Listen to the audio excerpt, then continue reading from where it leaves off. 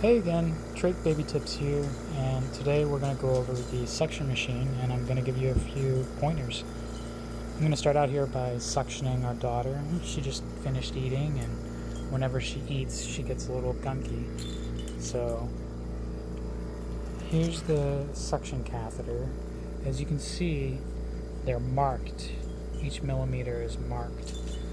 So our daughter's suction depth when she has this trach guard on is 10.2 centimeters.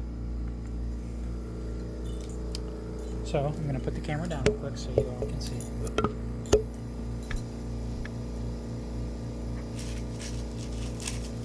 First thing I'm going to do is put on a sterile glove.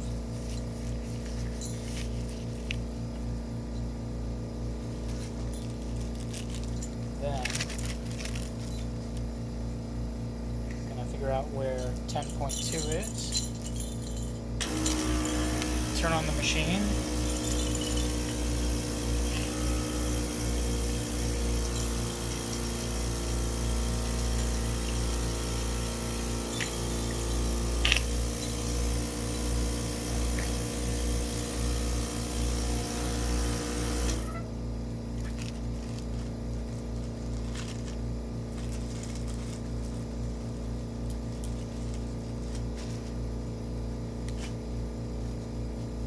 Okay. Her collar popped off a little bit, as you can tell. That was pretty good. So this is one of our suction machines. It's a DeVilbiss. We just got this from our home healthcare agency. All the parts here are removable and washable. So this comes undone. This tubing comes off, and that's also a great toy. So as far as basic maintenance and sanitation, we like to change these parts out, the actual, this whole saliva down there. So that and the tubing gets changed out every few days, but we wash out this container at least once a day. Because that gets pretty nasty and it sits out here in the warm air. And, the one important thing when you're washing is that you don't wash the actual lids. The lids, I don't know if you can see that, but it has a built-in filter, and if you wash that, you will ruin it. So you can wash around the filter if you're careful, but you don't actually want to submerge it. I have another suction machine here that I'll talk about real quickly. This one only works when it's plugged into the wall, but we have it here as a backup, and I just purchased that separately myself because we wanted a spare.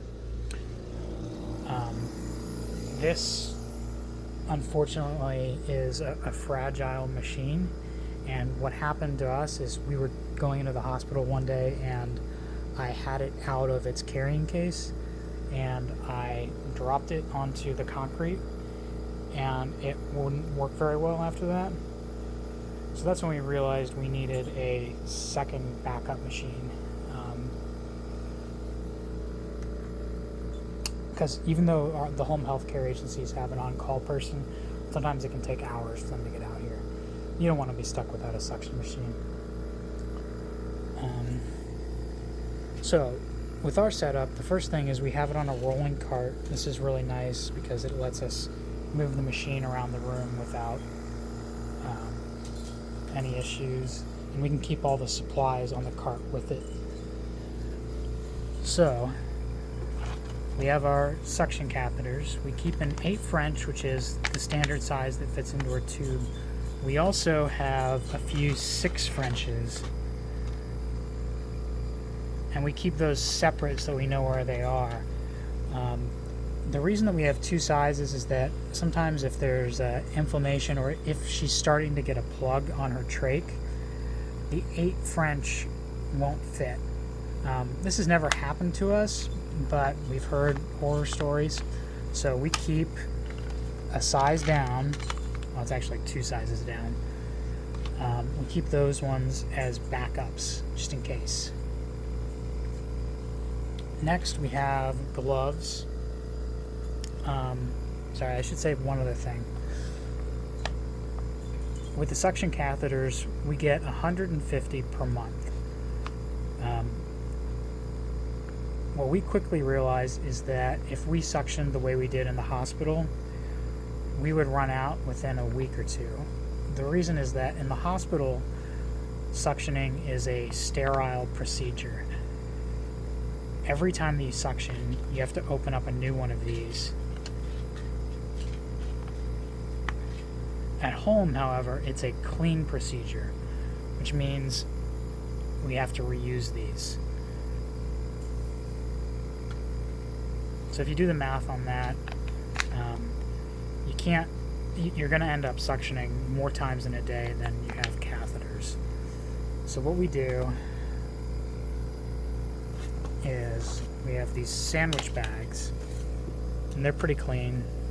It's a new box, but we will, when we finish suctioning, we'll close it in to the sandwich bag. And we've tried a lot of different things. These are all sterile containers, so if you're careful and you open the end, you can kind of stick the suction catheter back into the tray. But what we found is that they get bumped and the catheter ends up going on the floor. But a Ziploc bag works pretty well, because even if I accidentally drop it and it falls onto the ground, it usually stays in the bag. The second thing, if you're reusing your suction catheters, you're going to need to rinse them out. So after we suction her one time, I'll take some of this sterile medical water, and this is specifically for inhalation. Not that we want her to inhale it, but it's safe to use in a breathing treatment, just in case a little bit did get into her lungs.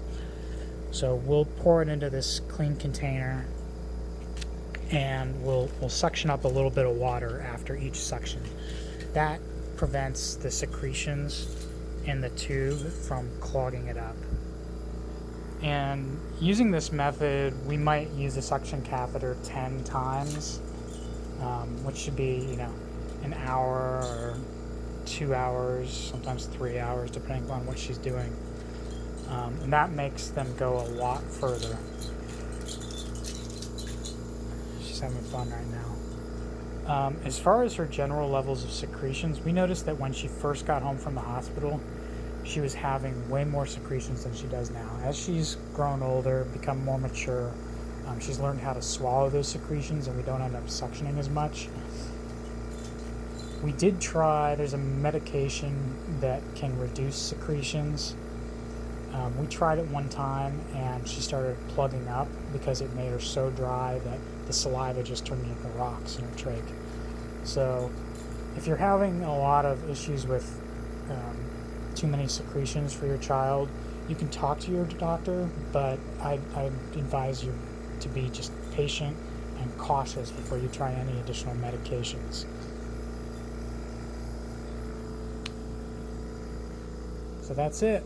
If you have any questions about suctioning or other things that you'd like us to go over on this Trach Baby Tips channel, just let me know. Have a good day.